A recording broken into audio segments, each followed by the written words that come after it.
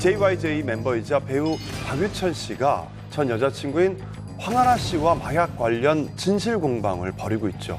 네, 지난 2016년에 성추문으로 세상을 떠들썩하게 했던 박유천 씨인데요. 이번엔 마약 연루설에 휩싸이면서 대중의 입에 오르내리고 있는데 결국 은퇴카드를 내미는 초강수를 두면서 결백을 주장하고 있습니다. 네. 저는 결코 마약을 하지 않았습니다.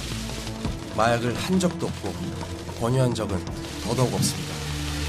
이것은 연예인 박유천으로서 활동을 중단하고 은퇴하는 문제를 넘어서 제 인생 모든 것이 부정당하는 것이기 때문에 절박한 마음으로 왔습니다.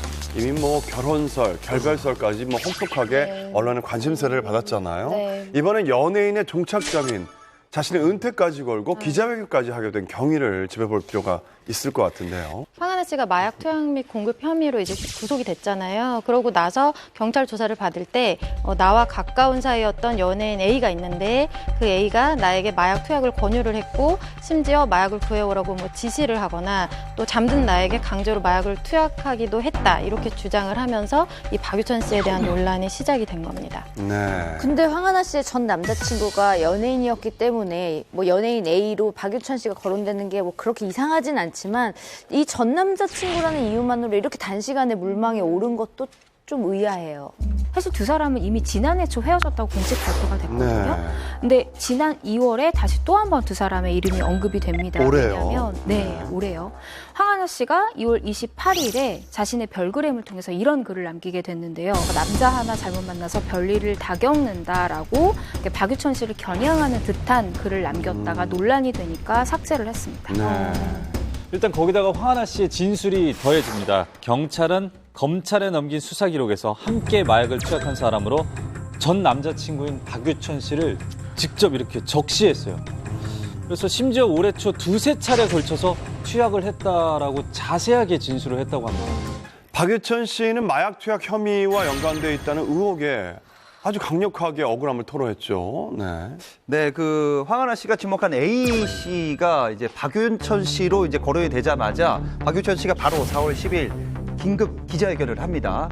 보도를 통해서 황하나가 마약 수사에서 연예인을 지목했고 약을 권유했다고 하는 내용을 보면서 그게 저를 오해받을 수 있다는 생각에 너무나 무서웠습니다. 저는 결코 마약을 하지 않았습니다. 마약을 한 적도 없고 권유한 적은 더더욱 없습니다. 이날 박유천 씨가 기자회견을 했잖아요.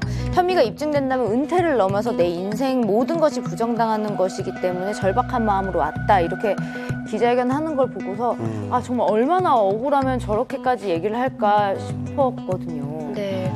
본격적인 진실 공방이 시작된 날이죠. 기자회견에서 억울함을 호소하기도 했지만 결별 후에도 본인은 피해를 입었다고 주장을 했잖아요. 네. 네, 결별 후에도 이 황하나 씨 때문에 힘든 시기를 자신이 겪었고 심지어 그녀에게 협박을 당했다라고 이야기를 하기도 했었거든요. 헤어진 이후에 황하나가 불쑥 연락하거나 집으로 찾아와 하소연을 하며 들어주기도 하고 또 매번 사과하며 마음을 달래주기도 했다라면서 당시 상황을 설명한 바 있습니다. 네, 힘든 시기에 세상이 모두 나에게서 등을 돌렸다고 생각했을 때 이제 곁에 있어준 사람에 대한 약간 책임감이나 미안한 마음 그런 게 아마 있었을 것 같아요. 근데 박유천 씨가 자기가 사랑한다고 생각하는 그 여자의 마약 투여 사실을 전혀 몰랐을까요? 전 남녀 관계는 정말 당사자 외에는 아무도 모른다고 생각을 하고요. 그리고 이건 정말로 그냥 하나의 추측일 뿐이지만 두 사람이 약혼까지 하고서는 정말 대대적으로 결혼할 거라고 거의 발표를 했었거든요. 그런데 결별을 택한 것에 혹시 이번 사건, 이런 일들이 하나의 원인으로 작용한 것이 아닐까라는 그런 추측도 한번 해보고요. 네. 그럴 수도 있겠네요.